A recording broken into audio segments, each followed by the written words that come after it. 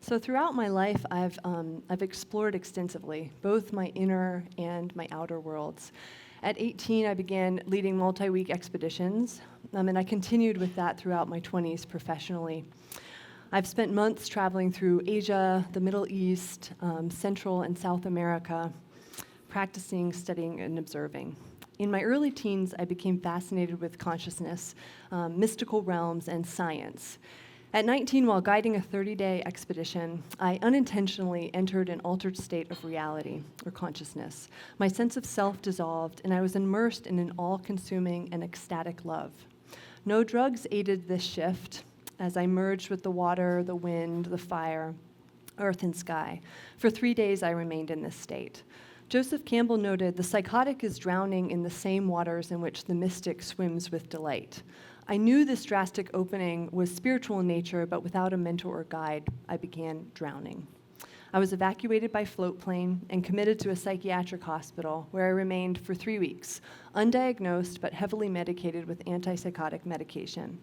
The renowned psychotherapist Stanislav Grof gave language to my experience. He explained it as a spiritual emergency. Grof claimed psychedelics are to psychology as the telescope is to astronomy, as the microscope is to biology. I believe this visionary and mystical reality beyond daily consciousness is here to awaken us and to help us. I accessed such a state during my spiritual emergency, but I believe psychedelics are a safer gateway into this realm. Imagine a vibrant world, a world inhabited by humans that are, when they're suffering emotionally, they're provided with a skilled therapist and medicine that transports them into a healing and expanded state of consciousness. Psychedelic-assisted therapy can be used in such states.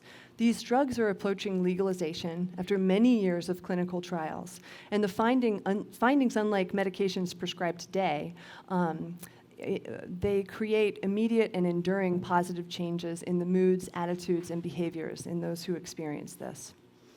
In the 1960s, this field of highly productive scientific research was actually abandoned due to a political backlash to the counterculture movement. We are currently within a psychedelic renaissance where these drugs are again receiving the scientific and academic attention they deserve. After my own experience with the mental health system and 15 years working in this field, I'm very aware of our failure to respond to the growing scale of human suffering today. We lack the skills and medications to help these epidemics: depression, existential angst, addiction, trauma. These are all spiritual maladies in need of spiritual remedy. My work as a somatic therapist uses the bodies as a gateway to our deep wisdom. I'm very aware that when we don't feel safe in our bodies, expanded or meditative states are extremely challenging to enter, rendering those most in need of these states least likely to enter them. Psychedelic therapy induces states of awe, interconnectedness, gratitude. One remarkable aspect of this medicine is the lasting effects. The insights gained actually stay. They create change and continue to impact those on a daily basis. While no two experiences are the same, the journey's structures are. They last between 6 to 10 hours, and the guide holds space, creating a safe container both before, during, and after the journey. The guide is generally passive, though completely present in their support, allowing the medicine to do their work. Preparatory and integration sessions are essential in this process. They are about an hour long and occur in the days and weeks before and after the journey.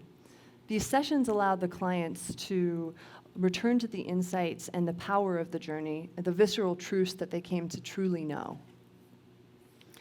Psilocybin is the active compound in mushrooms and can occasion, in most people studied, mystical type experiences. Psilocybin is an ego diminisher, meaning one is in less control of their experience. A radical shift in one's orientation to themselves, to others, and to the natural world occurs.